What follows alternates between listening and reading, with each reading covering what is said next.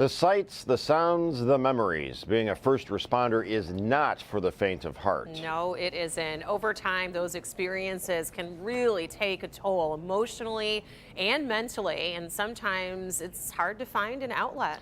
That's why one local police department decided to tap some of their own to help. Nick Monticelli has the story out of West Bloomfield. 911, what is the address of your emergency? First responders have some of the most stressful jobs that exist: police, fire, and dispatch. West Bloomfield dispatcher Arvin Luis still remembers his first CPR call. I had a guy call about his grandmother. She wasn't breathing. And all the family members were in the background yelling, screaming, and I was trying to talk to this young man about doing CPR for his grandmother. So I was pretty nervous. She ended up not making it. And I kind of went home, took that home, and kind of said, I couldn't help. There's nothing I could do. And that's just one example of stress or emotional and mental trauma.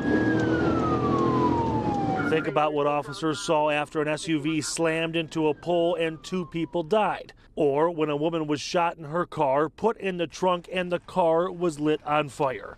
All things first responders in West Bloomfield have dealt with over the years. That's why they've created a peer-to-peer support group, taking 7 leaders in the department, including Luis, and training them to offer mental and emotional support. The most important part? It's confidential. The bosses never know who's asking for help. They come and talk about the runs that they were just on. They can talk about even just things like being at home, being stressed with wedding planning. So back in 1994 when I started, it was you go to a traumatic scene, you see something truly terrible, and a senior officer would say, suck it up. West Bloomfield Deputy Chief Kurt Lawson says for as long as he can remember, that's been the mantra: suck it up and move on.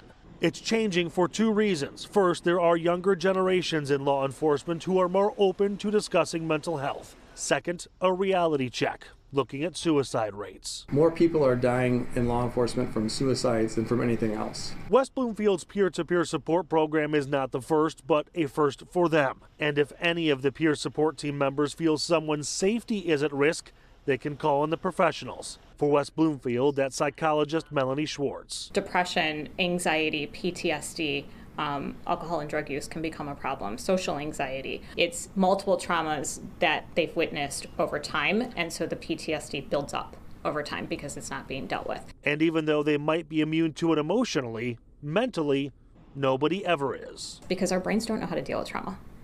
So our brain is constantly working to try and process what's happened, but it really doesn't know how. Okay, tell me exactly what happened.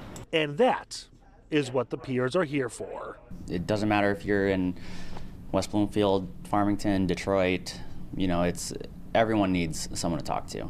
In West Bloomfield Township, Nick Monticelli, Local 4 News Today.